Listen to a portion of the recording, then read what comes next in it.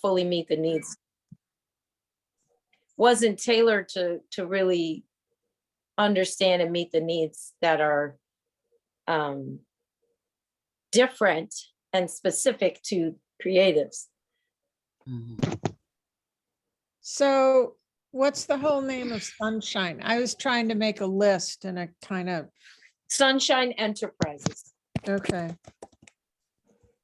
Sunshine Enterprises, they go over and they are one of the key people with William Hill Gallery and their botanical garden projects, environmental garden projects that come out, and they send volunteers to work with the gallery.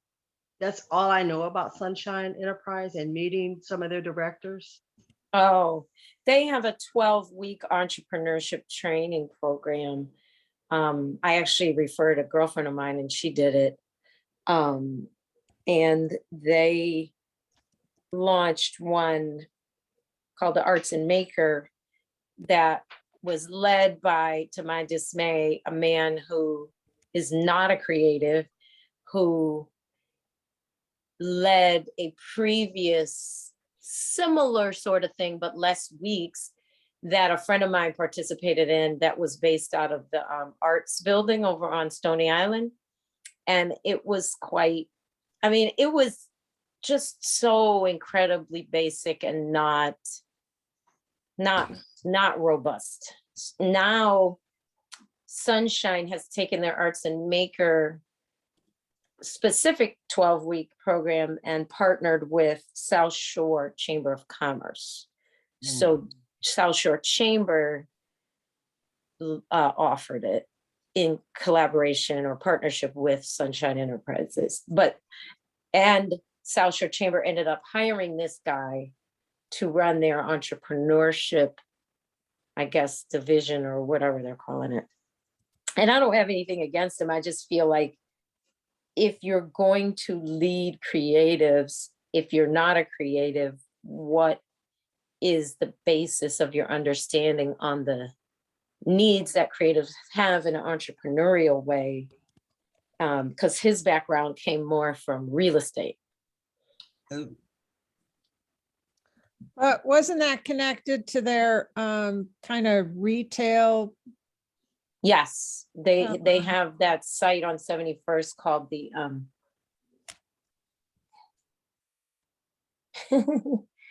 I'm drawing a blank.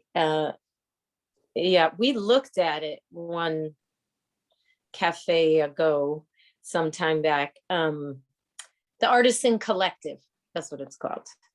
The Artisan Collective. So yeah, it's like a retail space. And the idea was to funnel people from that 12-week program to have space there to sell to the public. And they've had some events, which I have not attended yet, because I find it interesting that I signed up for the Artisan Collective's email, but I get no emails. But they have these events, and then I find out about them after they're over. Maybe I'm looking at this one here, Vermont entrepreneurs take first steps in the business world. The Due North, oh, I don't know where that went. Let me go back. Because you know how we had talked about the possibility also of having like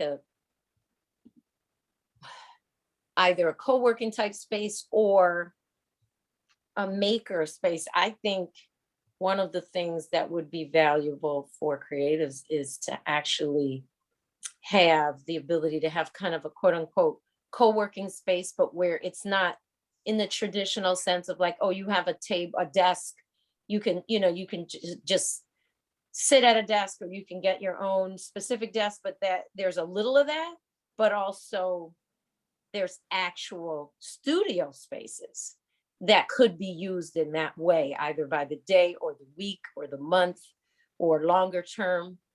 Because I've had a few different people mention the need for that sort of thing. They're like, well, I don't want to have like a whole year lease, but I got this project and I want to have a space to do it in. Kayla, did you do a lot of research on that? Because we're literally about to launch one in a space next month. This kind of idea of. Yeah, Oh. we've had two people in the space for 8 months, not paying, they paid a little bit, but we just couldn't work out the deal with the property owner, but now we can actually utilize that space for that, I think. No, to answer your question, I have not done a lot of research. It's just Okay, been I visiting- have. Okay. I can Okay, Laura, is there anything you want me to experiment or try to do to prove its value or worth? Is there anything I should look at as the models so I can give you feedback as to what we're doing? Because once we start collecting info from people who have a need in the Southern California area, then we will actively find space for those people as well. We're going to try to leverage the space that we have to gather the people who are interested and do more. Okay, so Right, it's Kayla? it's kind of a hybrid of makerspace, shared studio space, co-working, kind of all of the above. Some of them are organized as collectives, so it's kind of people first, let's do this, share the space, how do we want to use it, what kind of equipment do we need, etc.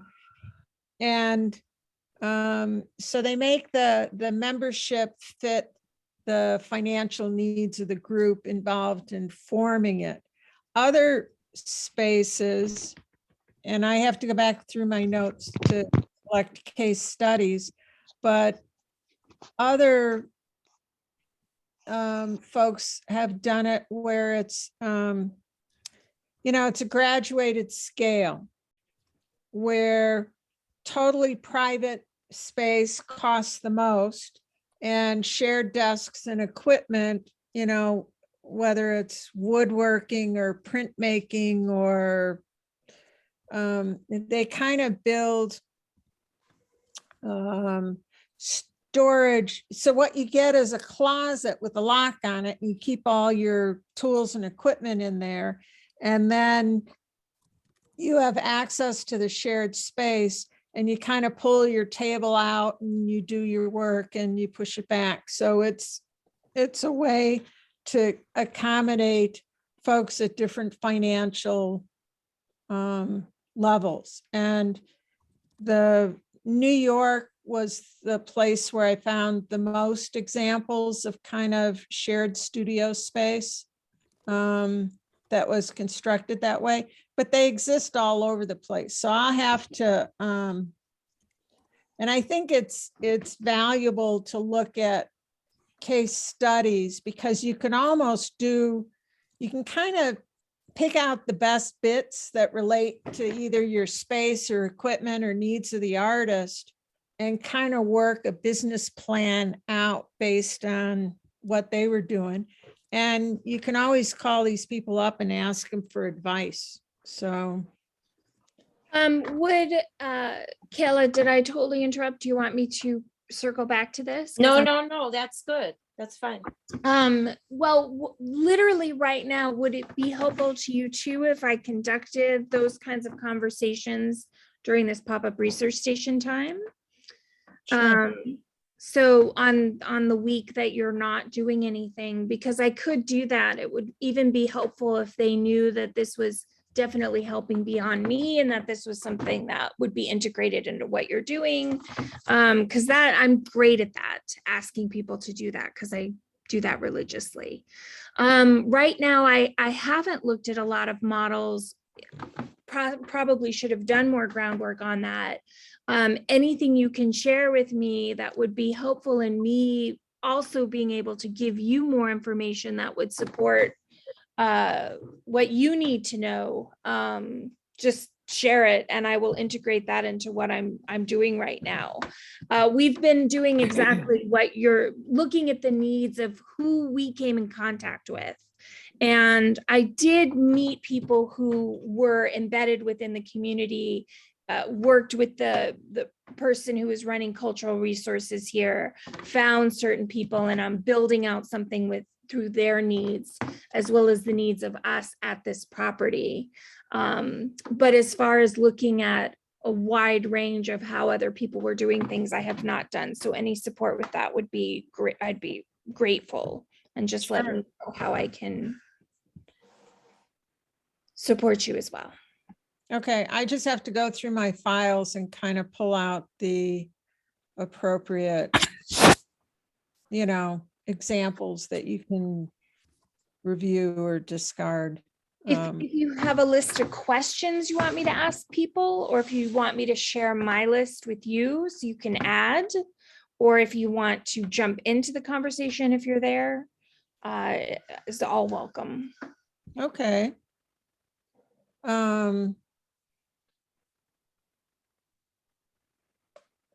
I guess when I think about questions to ask artists is,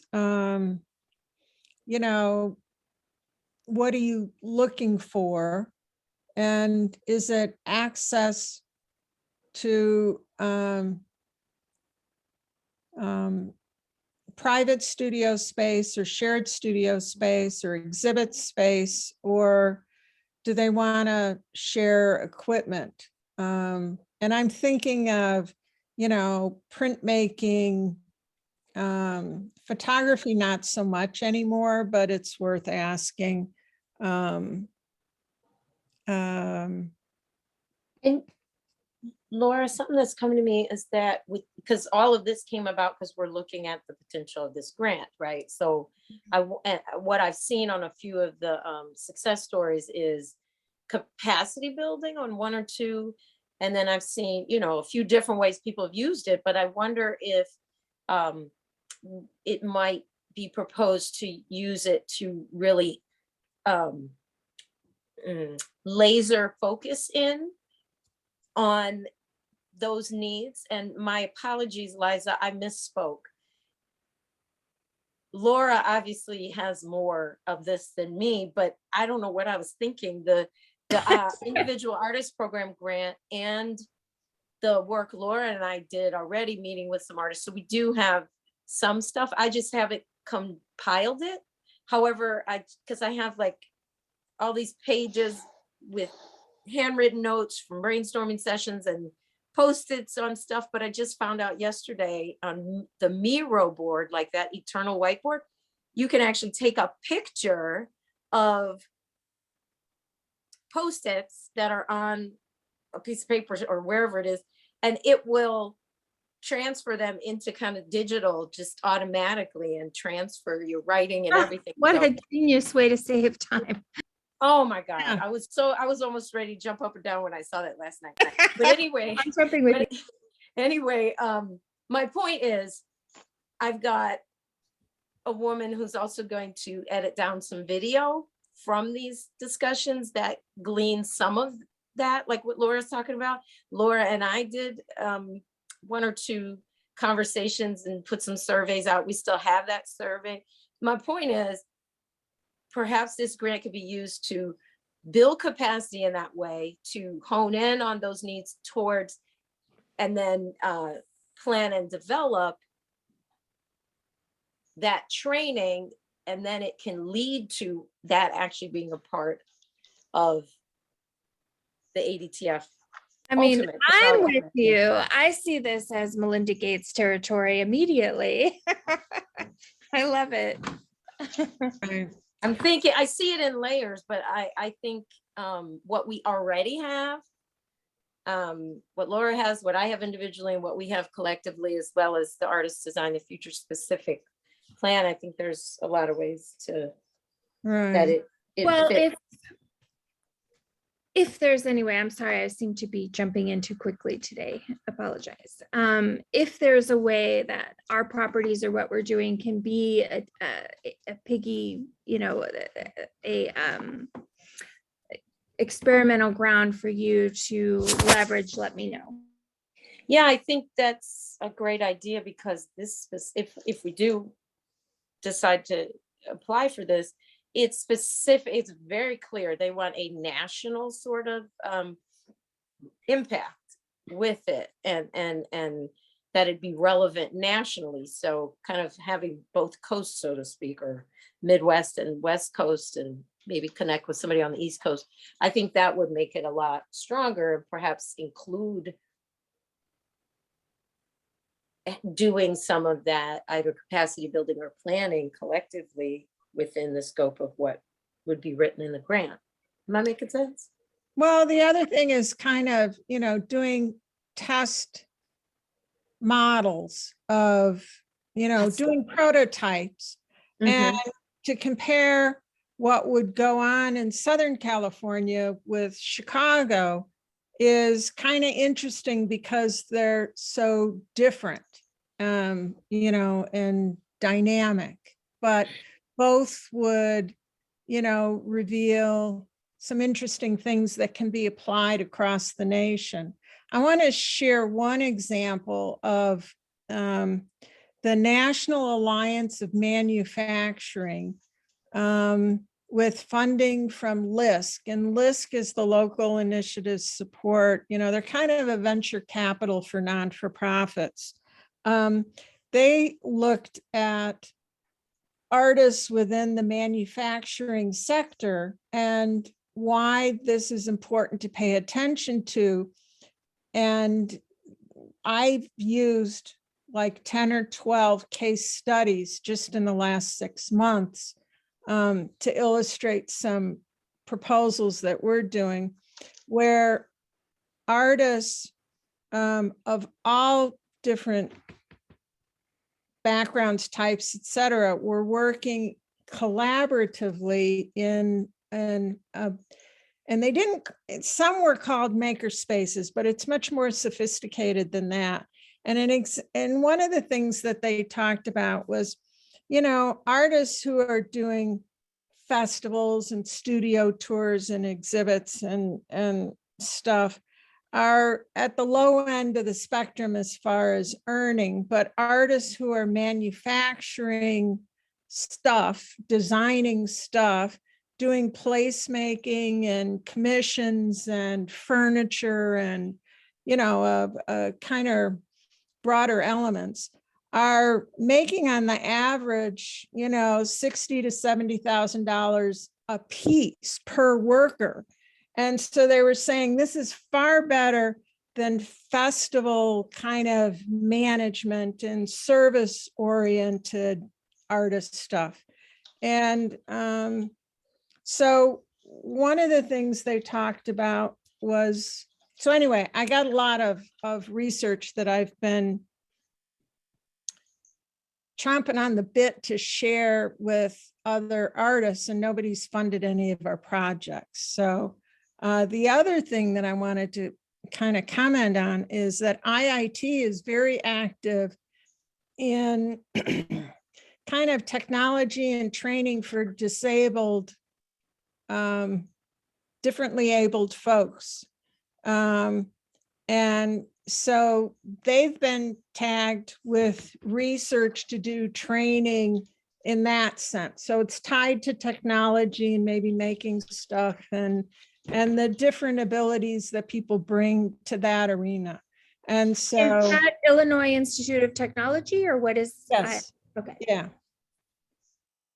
So is now called Illinois Tech, by the way. right. So anyway, that's Interested in that for my niece and nephew as they're aging. That's definitely cool to know. Thanks. right. So to kind of go back to this, I wanted to see who their university centers are, who they already fund. Oh, that's a good idea. So- I imagine they'd have something in Illinois. Absolutely. Click go. You have to click go. Oh. So U of I. Well, That's I it. mean, in some ways that's good. I mean, because we want to connect with Voorhees. Right. Oh, Dr. Janet Smith, she just died. Oh,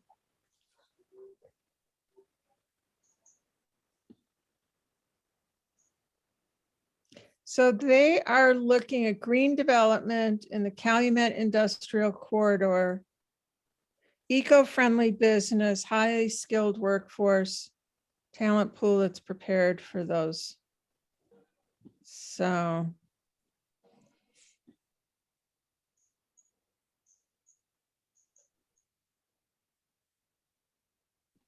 here you go. They do assessment, deep dive, workforce, case studies, site inventory, tools, and then they deliver it to the stakeholders. So this is kind of interesting.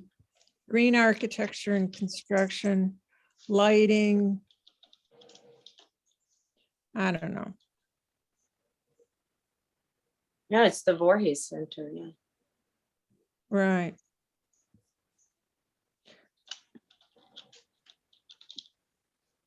So that's a good kind of model of you take your time to do assessment and you dig deeper into who's doing what, and then who are your workforce and who's providing services and what talents and training do they need, and then they go into case studies.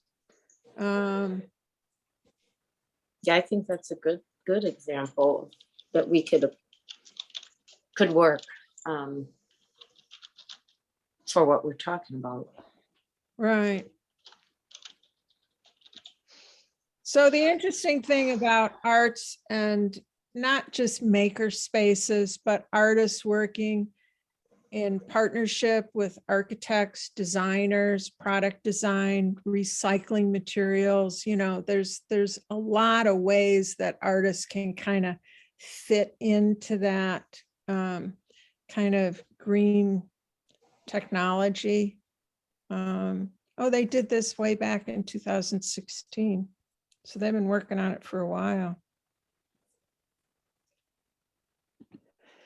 Anyway.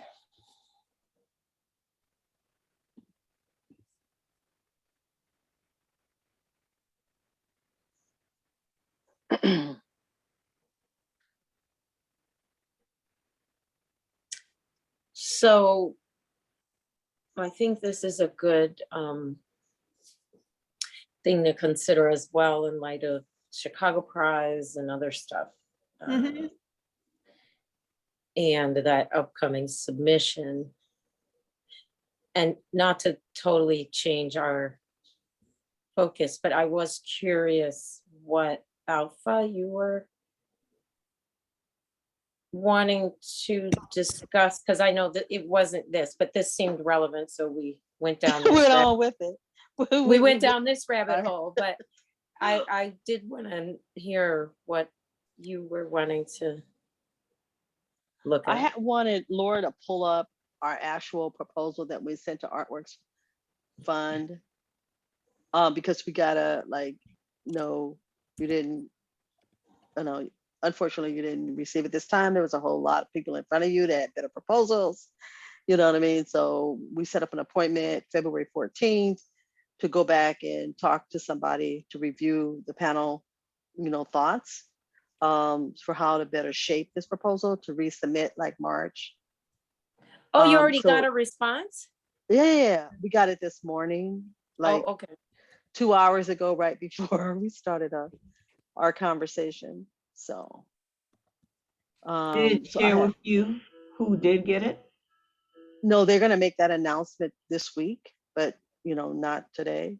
Well, I'll tell you what they're going to tell you, because we had that meeting after ours was declined, is that I felt like they said it, but it wasn't so clear. Maybe we weren't taking it in.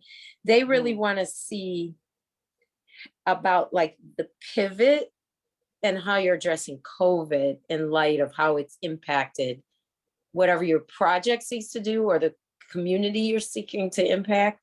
And I wasn't clear, and I don't think Laura was either, that was such a heavy, weighed so heavily in how they wanted the application to read. Well, that's not in the, I didn't see that in the nor did we. That's my point. Exactly. It seemed like Okay. that was the standard they were using that didn't come clear in the directions, but in the evaluation, it was. Well, Alpha sat on the Artworks Fund Review Committee, right? No, that was a neighborhood arts. Oh, okay. All right. No, So- we were talking about this before, is being clear on what their expectations are. Right. That's really, really, really important. So when you read even this EDA one, I'm not sure how, I know we could fit in some ways, but if we're looking at their bigger picture and what they're expecting, that's what we have to consider.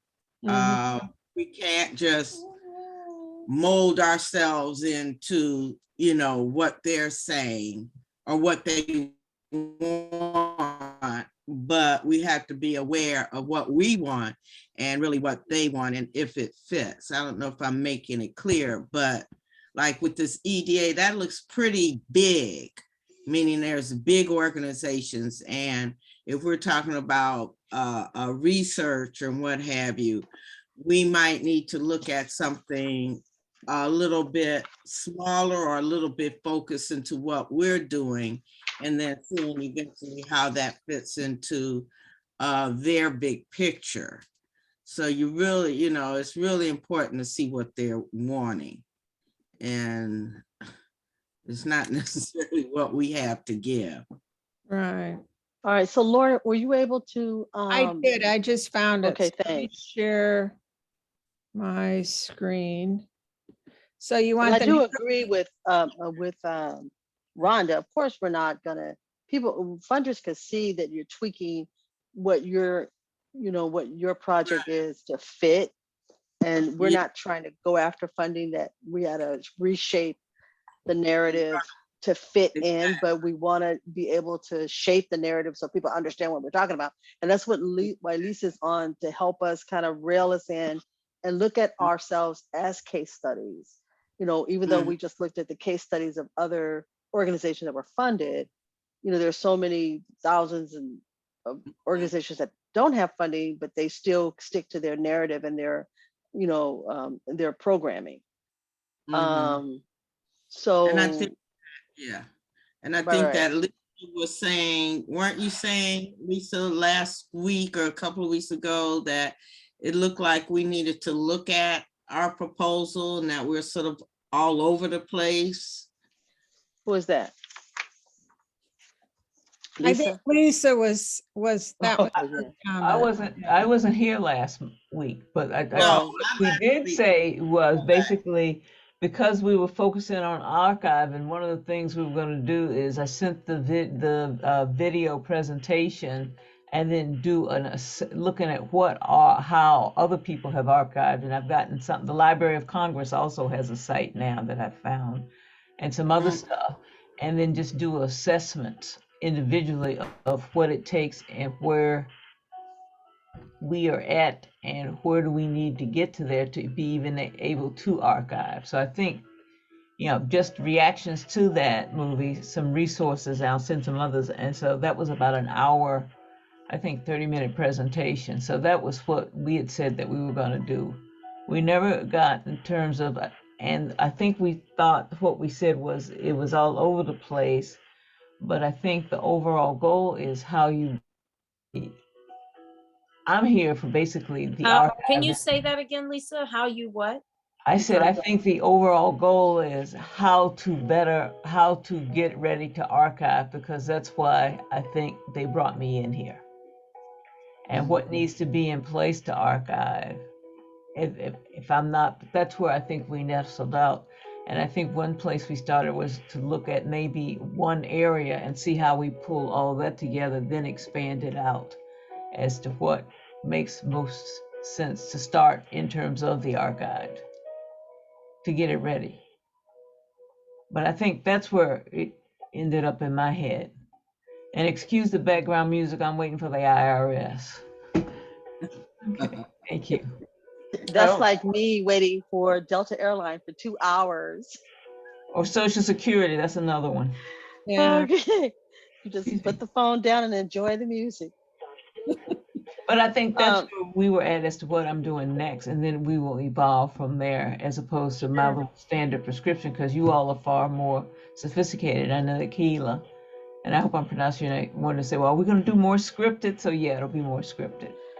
well, thank you so much for that compliment. I really appreciate it because I felt last time we were like, oh my God, she thinks we're But you crazy. are But all over the place. That's why I said, I know. that's why I think it's important to say what your topic is if you want to attract more people, and probably just stick to that topic that day, because it's it's organic right now. It's a very Right. And then organic flow. Kayla goes, well, Lisa, okay, you're going to get that. We're artists. You're going to get that. We're going to go there. And then we'll bring it back. So it's kind of funny. It wasn't funny, but it was kind of like real, okay, we agree. All right. So Laura has that document up. And then maybe again, what you just explained is how these proposals are not concrete enough. They're not like, maybe they are all over the place. That's why we're going to kind of look through this, and where I can reshape it, take recommendations for what, because I am going to reshape this and I am going to resubmit it, and keep doing it until we flush it out, where someone reading it reads it as it makes sense, not as a project that already has occurred, which it has occurred over the last, 20, well, with Laura it's 20, 15, Liza, you're 15, and, in the programming that we're doing. So I don't know if funders want to see something new, a new approach.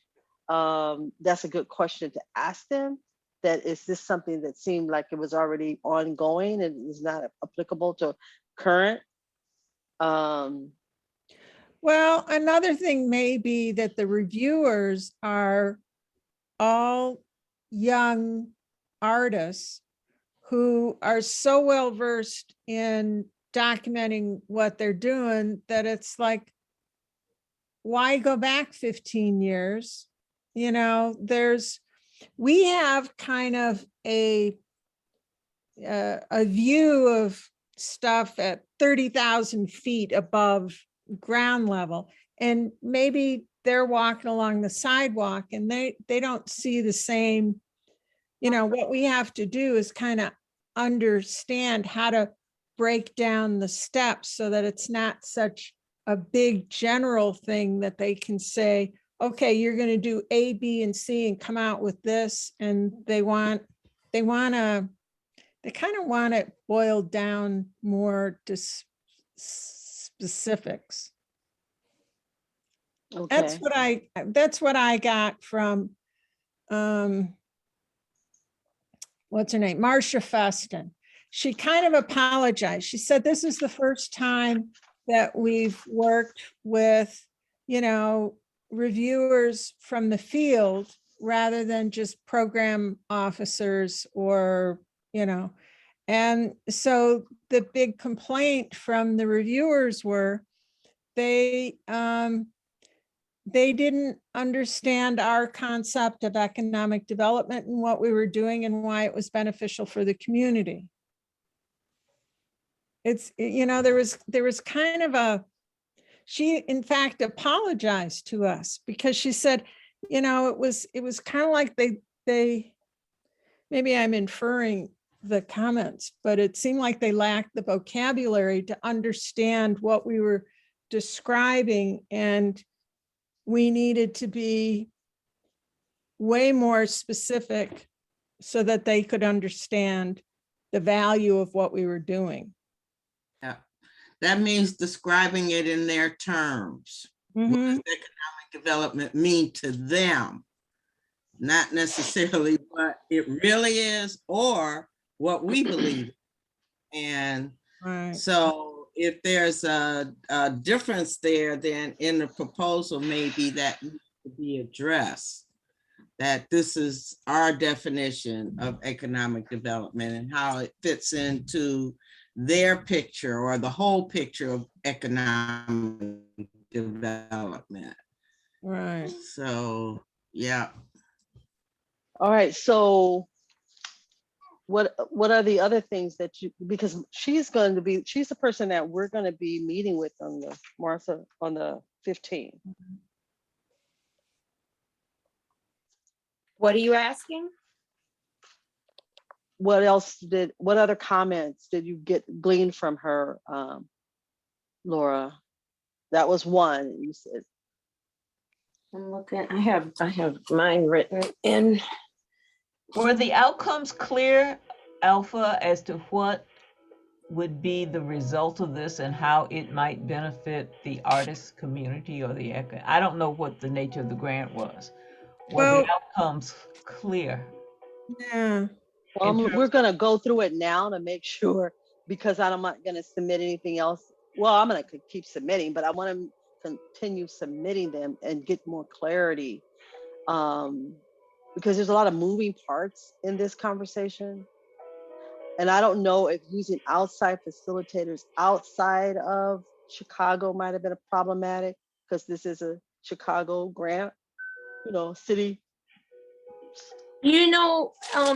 Just to be clear, the grant that we applied to with them was not the same one. We did the Explore, you're doing the Think, right? Right, and I'm looking at to answer the question on, it's on page 7, impact, what is your desired outcome? And how do you expect this project to impact your organization or the collaborative or organizations involved? And how will this project help you get where you want to go? So I'm on page 7 right now to answer Lisa's question before what? Okay. So talked about. I've got the grant narrative up, but I don't see pages on it. So maybe Well, pages come up on my you're my looking at PDF right here. Okay. Yeah. So it would be, you're on the background.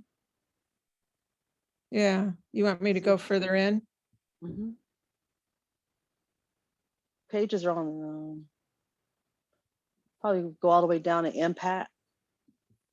Okay.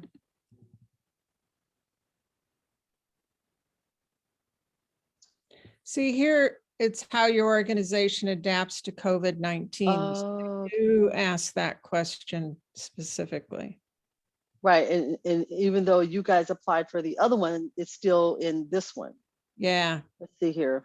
And But that it just seemed like, I mean, you see, amidst all these questions, it just seemed like what she told us weighed, that part had a huge weight in how people were making the decision overall. Yeah.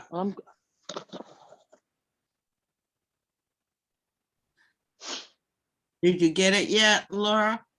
yeah, we're looking at it. So the project plan, Here it is. I'm looking, I went back up to I left that project plan, went back up to page 2, because in terms of the COVID, it says in response to the COVID pandemic and its long-term implications of work, each Phantom Gallery closed its doors and shifted to an online presence for artists in the field.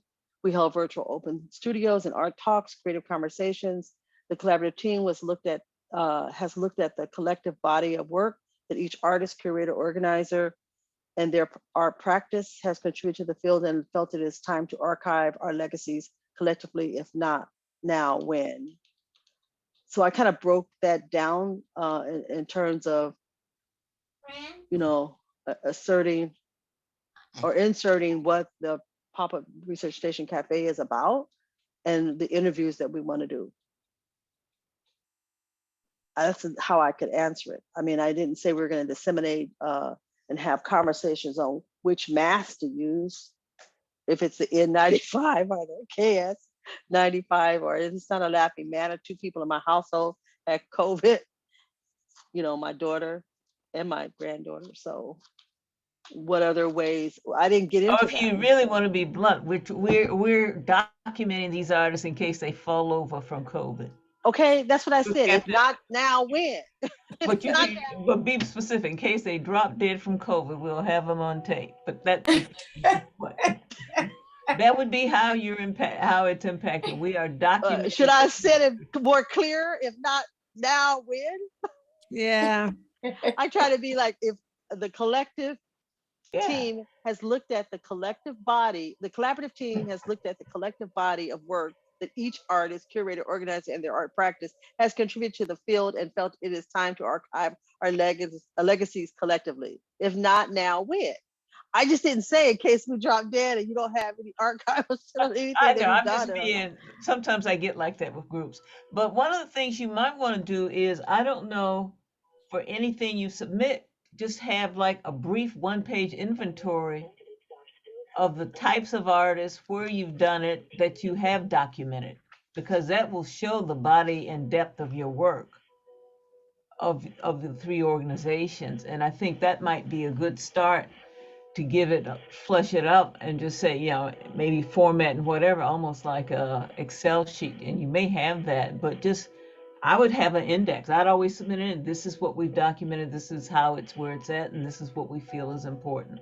And then have the end goal perhaps as, and I'll send it in terms of ideally who you might like to host it with, to archive it for the future for access. right. You know, I'd have it all, you know, this is what we've done, this is our 1 year, this is what it's going to take to get to where we want to go, and this is the benefit to the community. It depends on the grant, though. Well, this one does say this is a one-time like allocation to your organization. This is a one-time infusion of resources to support a particular adaptation or test of change to strengthen your organization as you adapt to COVID and its long-term implications of your work. And then identify the ethnicity and gender of who you've interviewed, because they like that too. In terms of, we're reaching out to, you know, we're capturing, and I don't know if it's black, brown, I don't know, you know, in terms of who you're capturing. Because I think that shows the depth and wealth, and a lot of it's not done. So you, I don't know. And I think it's kind of stating the obvious. What's obvious to us is not obvious to them, the reviewers. I mean, Yes. that's what kind of came out of our feedback. But you know, one of the comments, which I think maybe we overly discussed with her, or she maybe overly communicated with us, is one of the reviewers made a comment that what we were proposing, it was almost like they didn't believe it. We were saying we are a BIPOC, a group of BIPOC and disabled women, because our third partner, Sahai Abear, she's a person with disabilities, and she's African American. And so there's her, me, and Laura, all women, majority BIPOC, person with a disability. And Marcia said, one of the reviewers, like, I just don't believe it. I mean, at some point, like, really? What do you do? Well, that's what I said here, is that we formed a collaborative team of cohorts that are experts in their respective fields and are independent consultants, BIPOC women own projects that are working with BIPOC and individuals. I mean, I went too fast. I went up too fast. I'm on page 4. When we're talking about capacity and who will be involved, and looking at the staff or consultants. And then I think that even the brochure where I had all of us on there, it might have been some of the documentation I gave them.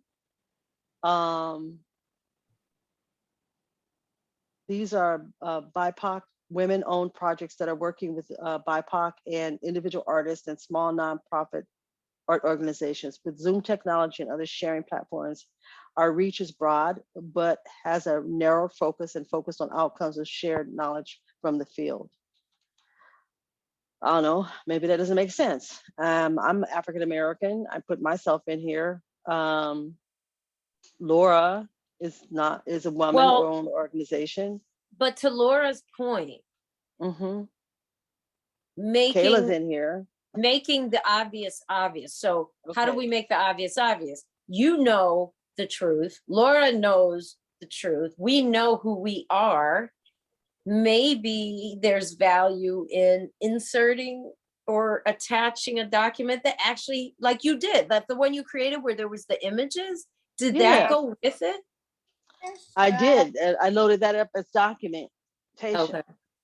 So, I mean, I know you haven't had the conversation with her yet, but I was just thinking in general, like how to just kind of hedge an objection before it becomes one in certain things, and do that by making the obvious obvious. Okay.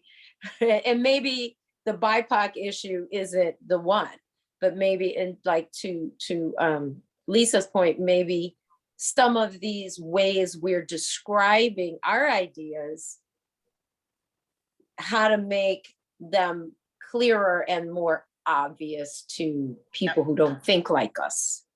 Yeah. Yeah.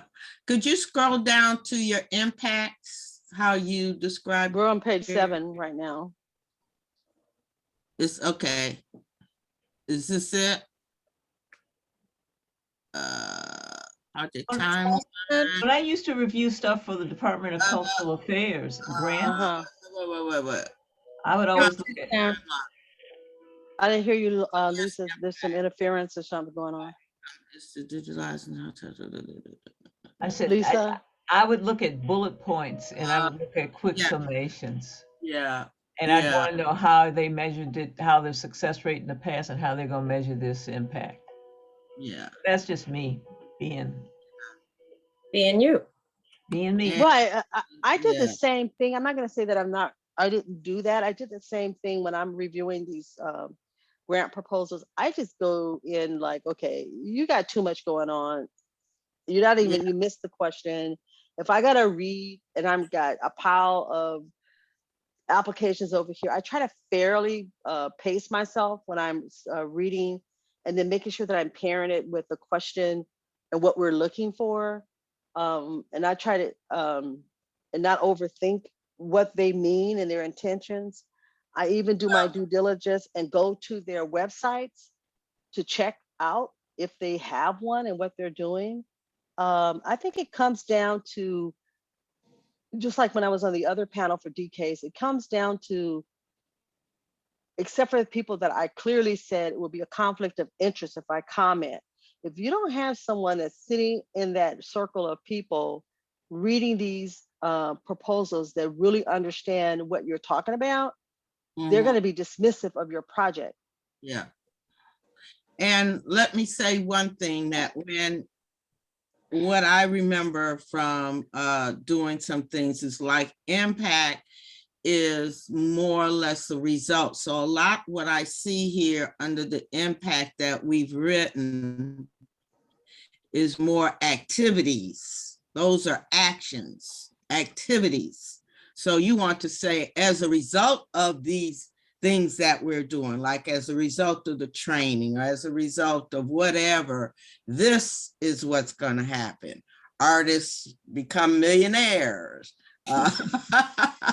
But so that's what they're looking at for impact. As a result of these 10 activities, what do you expect to happen from that? Well, I said our desired outcome, because it doesn't ask you that.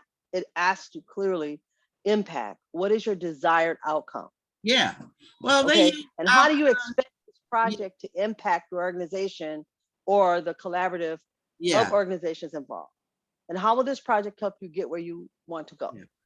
Yeah. I've said our desired outcome is to digitize and archive the collection of 3 collaborative projects. And I list those projects. And then I answered the questions as they were asked. You know, I didn't say number 1. I didn't restate the question to do the answer, because that takes up character space, because you only have so many characters to work in. So where in here am I not saying what our desired outcome is going to be. I'm not If- listing our project. Can I say what I'm hearing? What Mhm. you're hearing. It maybe, I don't know if this will help or not. If I'm kind of congealing the different things I've heard, for this specifically right here, desired outcome, like having more specifics of numbers, is that kind of like more data-like? Is that what I'm hearing?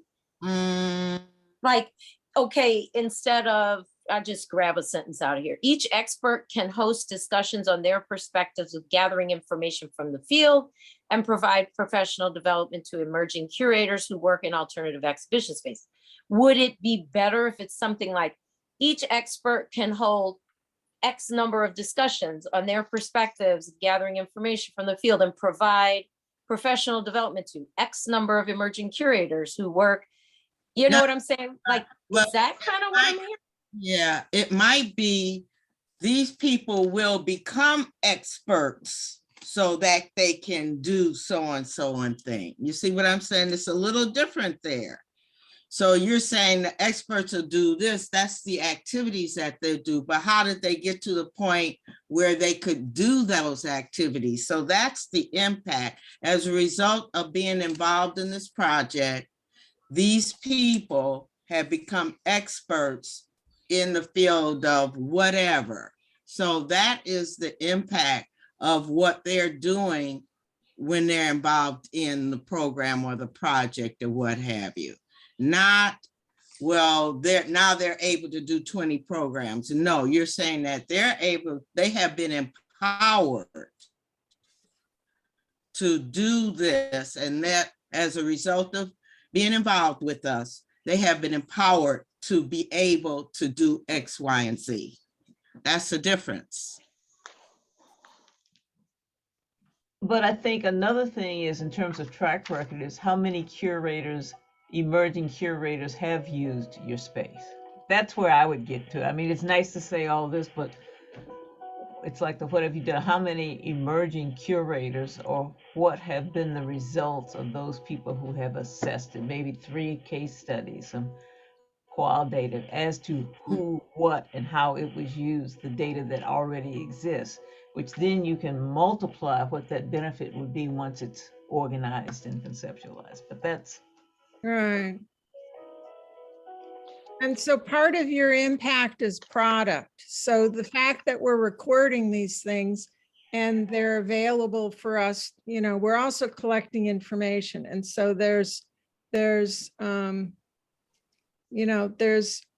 couple of different ways that we're digitalizing this think tank activity that is recorded. It's for future reference. It's going to be able to invite and share with increasing numbers of emerging curators. the other thing is the toolkit that keeps referencing, and I know that Alpha and maybe Liza said there's one that already exists, but the toolkit will be enhanced based on this, and these are examples of some of that toolkit. Because when you keep saying toolkit, it doesn't mean anything to me. Right. Yeah. How will that toolkit benefit me? Will I know how to do a pop-up exhibit? Will I know new trends in pop-up exhibits? Will I know what to look out for? Yeah. That's the impact. They want to see that, oh, these people are going away with this. They're, as a result of us doing this work, it's going to be going out to San Francisco or we become a model, you know, so it's like as a result. So that's what impact means. So but you have to show that you've got a track record, and the number of interviews you've done and the diversity of those interviews and some of the projects that Liza's done, that Laura's done, and Alpha, you've got the track record, but it doesn't come through on here because it's such generalities. And if I'm observant, I'm not going to go out to your website to try to figure out, because it would be 3 different websites. Right. She did such and such, she did such and such. I'm not, you know, if you're reading a bunch of, I'm not going to do that. Now, if you pique my curiosity, I might go there because I have done Now, past, but let me say this, and I'm not suggesting,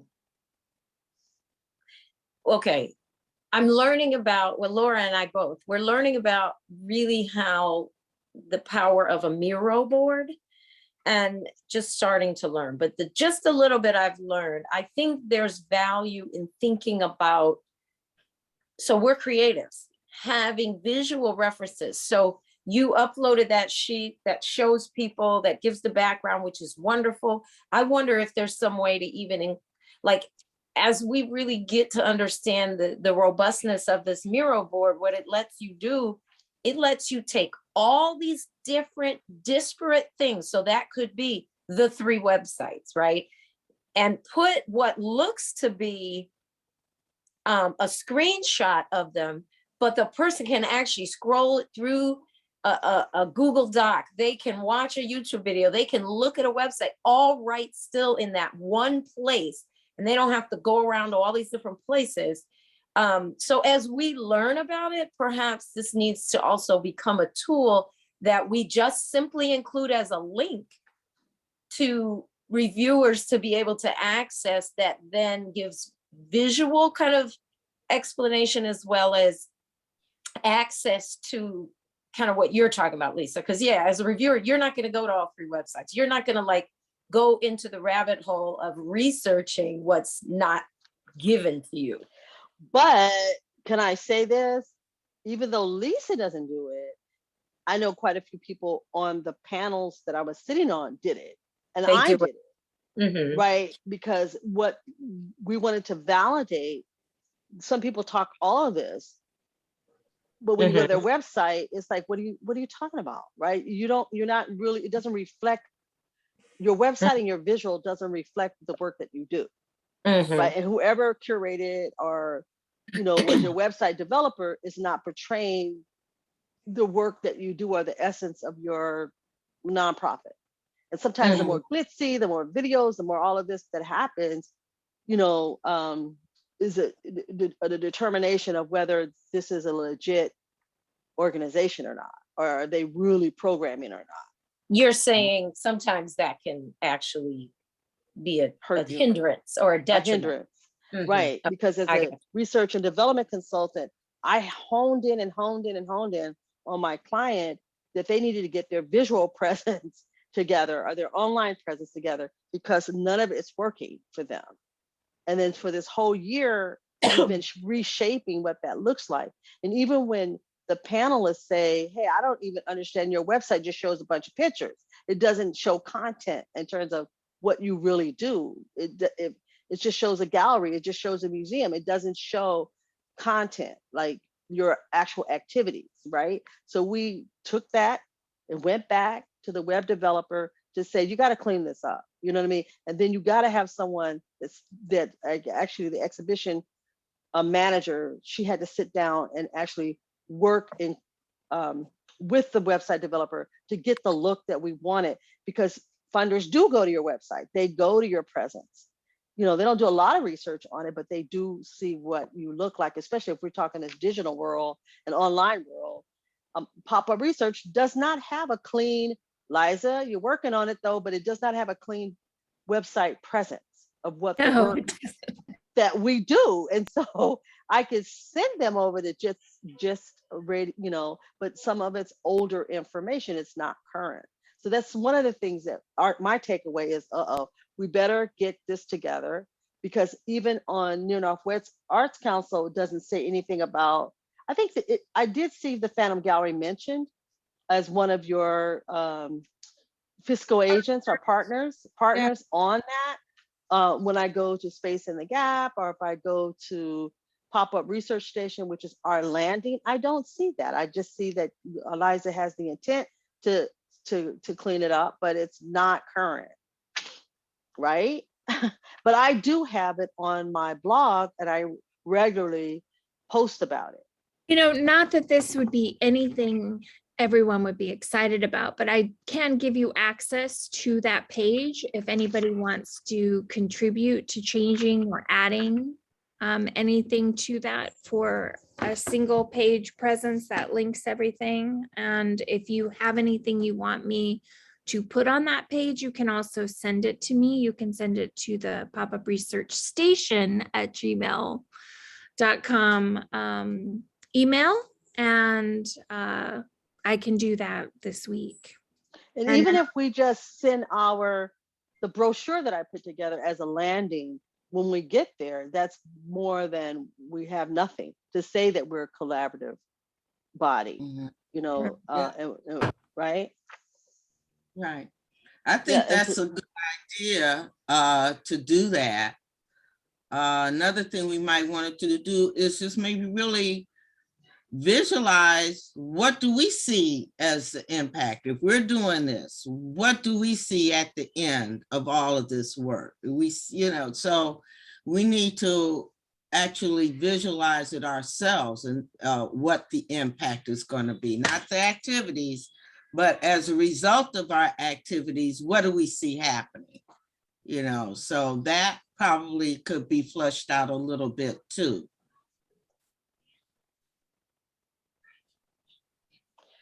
all right. Mhm. All right, so I think that I'm not gonna remember, but I'm not gonna forget by the 14th of February. That's projecting out what, almost 3 weeks to kind of like go back in and reshape this, and I'll Right. send you guys, this is like a draft of what we were talking about. Another thing you might want to do, a lot of times programs look at a 3-year period. Okay, first year, this is going to happen. Second year, this is going to happen. Third year, and like the final year, this is what's going to happen. So you may want to think about also framing it in terms of a timeline somewhere. Well, I did do that up in here, because it asks you the question if this is a one-time infusion of funding. This is it. This is what you're gonna get. I understand. Doesn't give you 2 or 3 years, but we Yeah. do need. Oh, it doesn't give you 2 or 3 years. Okay. No, it just says one. It just says, what would you do with this money? It's a one time. Okay.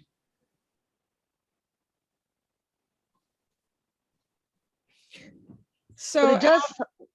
Go ahead. would you, do you want to make any changes to the budget, or do you feel like that's a strong example? It just, No, I think that we do need to make changes to the budget, because Kayla did not send me at the time I wrote this, she was more as an advisor, and we hadn't flushed out or attached Artist Design the Future under, well, you were under NWAC, so she doesn't need to be down as a project advisor. She needs to be up as a collaborator. all right. We talked about her dollar amount changing. Let's see, So consultant. she's not coming in as an advisor. She's coming in as one of the collaborative partners. Okay. Right. So I'll Another change thing- that. Right. Is this it? You have indirect costs. I'm reading back. Consultant fees. Do you have anything in here about the actual cost of the archives itself? Is this, or you did not want to include that in on the budget, on this particular budget? What is the cost, the technology costs, that kind of thing? Is that something that you wanted to be considered? Because basically what I'm seeing is costs for your personnel or staff.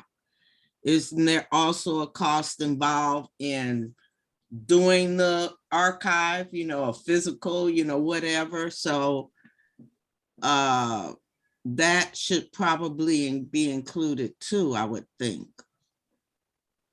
Well, what I asked for was what I asked for. I put Space in the Gap as our tech support. Your tech support. Okay. Or that includes, the archiving. She's recording us right now. Space in the Gap goes back in like what we were doing as a follow-up from Lisa's professional development.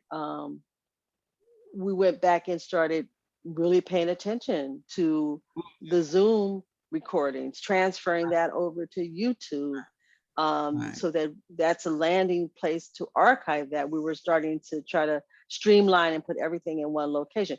So as my phone's gonna be plugged this thing in a second.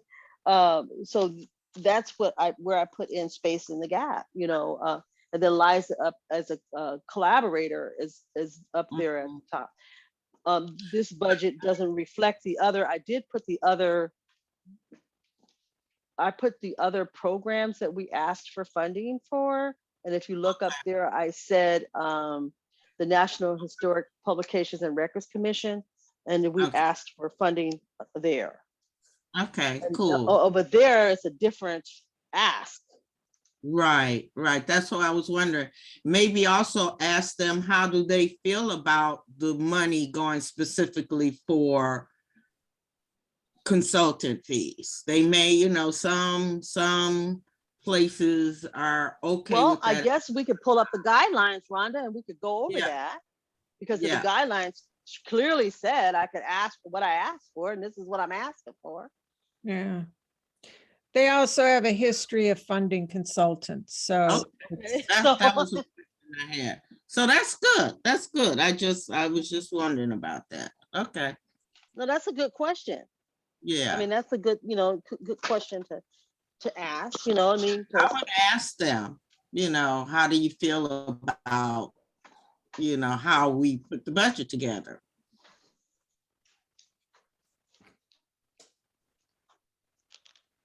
which is the budget narrative. Yeah, yeah. Well, Yeah. I'm also looking at how areas where, you know, I have to separate out and create budgets to make sure that we're covering the cost. Mhm.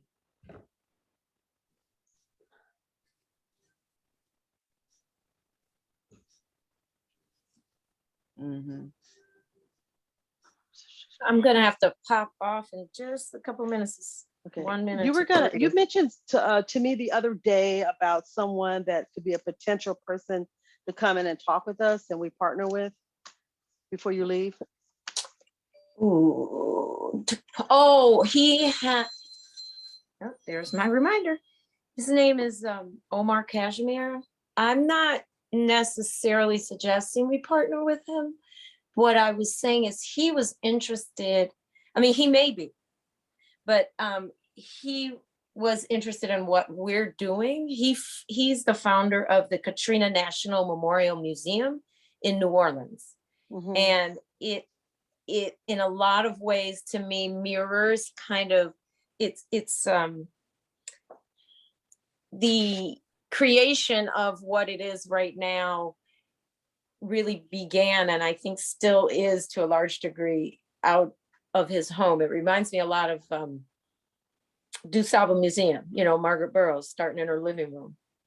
And he has been on this path for a long time. He has incredible archives and information and visuals and stuff. So I was just telling him briefly about what we're doing. He's like, oh, please invite me. I would like to meet you all and see what you're doing and see, you know, ways to.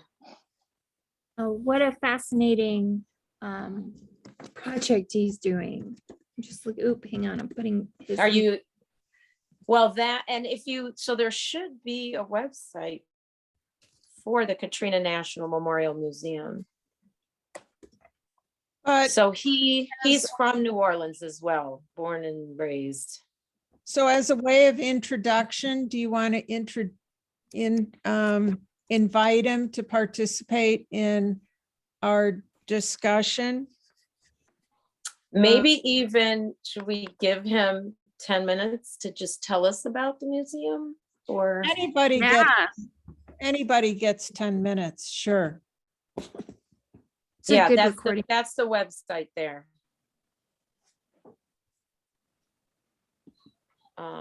Okay, yeah, I definitely can do that. When should I do that for? just invite him. I'll invite him for next week. And then what expectation should I set with him though, in terms of, Topic? no, in terms of when he could get that 10 minutes When we first No. log on. next week? Kiela, you and I are doing a presentation next week, February Right. 1st. Right. Okay. So we're doing a Facebook announcement and it's about how artists can work together in the development process.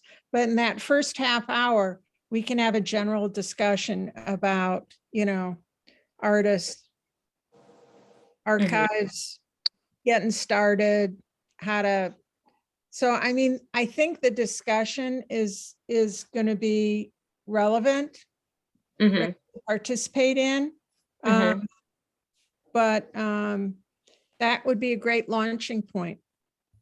Okay, I'll invite him for next week.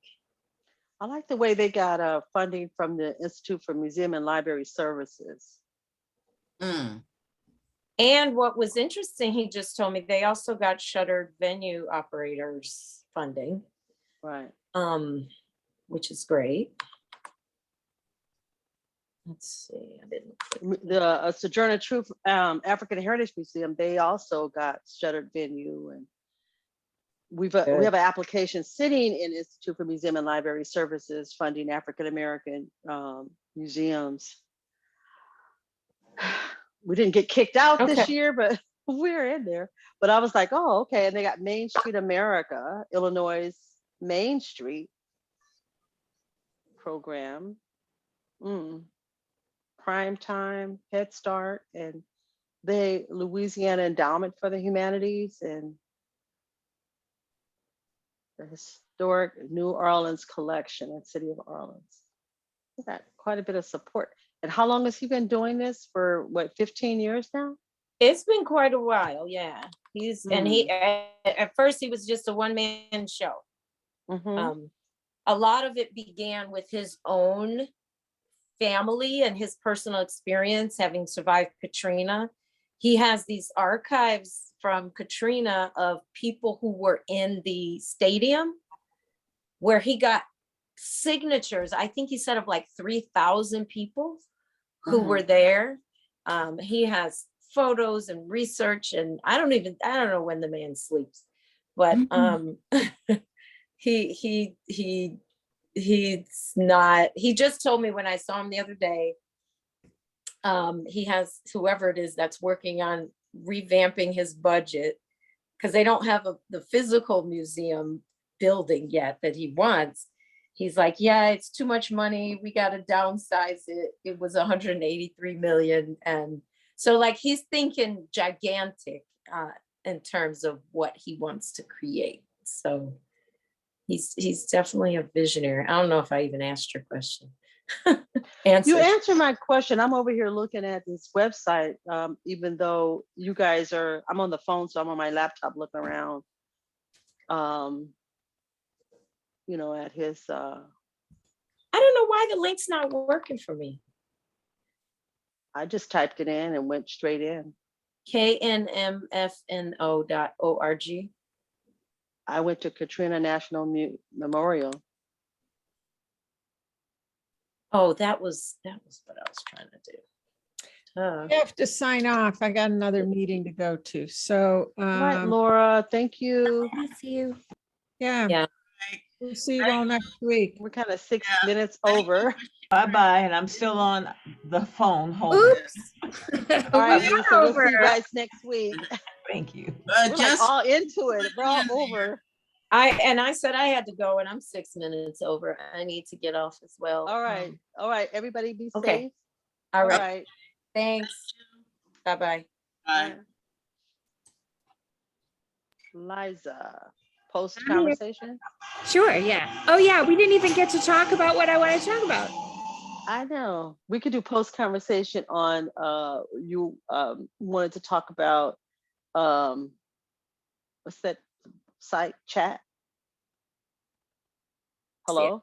Yes. Oh, I'm here. I was just trying to shut off the, Apple changed from iTunes to music, and it popped up saying, oh, well, you're not a subscriber.